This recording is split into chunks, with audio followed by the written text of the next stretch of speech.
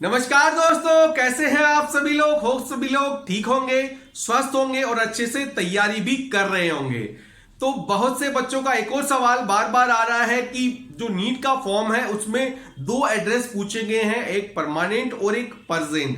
तो इनमें क्या फिल करना है। परमानेंट एड्रेस में आपका आधार कार्ड या आपके मूल निवास में जो एड्रेस दे रखा है वो आपको भरना है। जहां पर आप मूल निवासी हो वो परमानेंट एड्रेस देना है।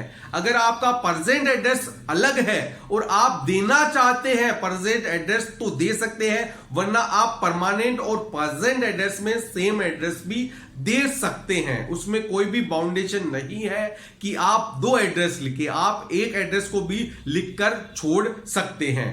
दूसरी बात है, अगर आप जैसे आप रहने वाले यूपी के हैं, पढ़ रहे हैं राजस्थान, कोटा, सीकर कहीं भी पढ़ रहे हैं, बच्चे चाहते हैं कि मैं यहीं पढ़ता रहूं और एग्जाम भी यहां दे दूं, तो आप प्रेजेंट एड्रेस में यहां का एड्रेस डाल सकते हैं। उसके लिए किसी भी प्रकार के कोई भी डॉक्यूमेंट की आवश्यकता नहीं पड़ती है। आप परमानेंट एड्रेस के बेस पे अपना आधार कार्ड वहां पर लगा सकते हैं।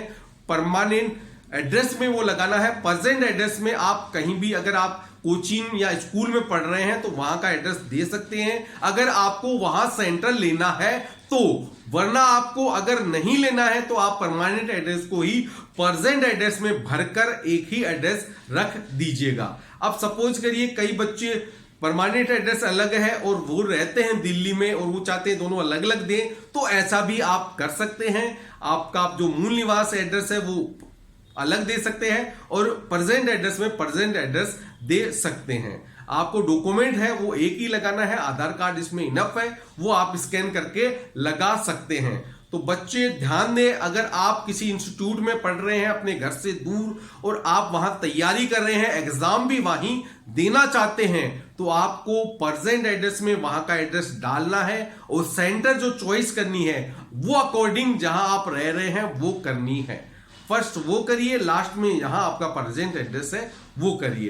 तो ऐसे आपको करना है जिससे आपके मन में कोई भी डाउट ना रहे।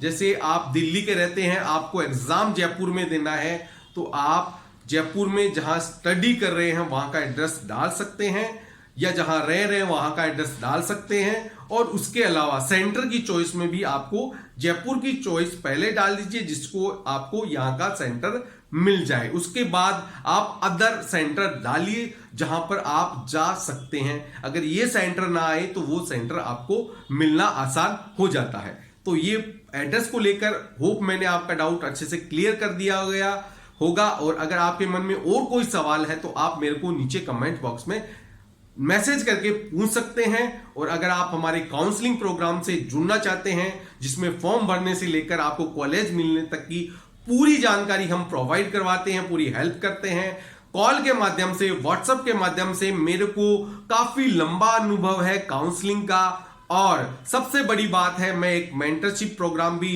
करता हूं जो बच्चों में काफी लोकप्रिय भी है। मैं मेंटरशिप उनको देता हूं, अच्छे से देता हूं। तो आप उससे जुड़ना चाहते हैं तो वो भी ज्वाइन कर सकते हैं। धन्यवाद। वीडियो अच्छा लगे तो लाइक और शेयर और सब्सक्राइब जरूर करिएगा।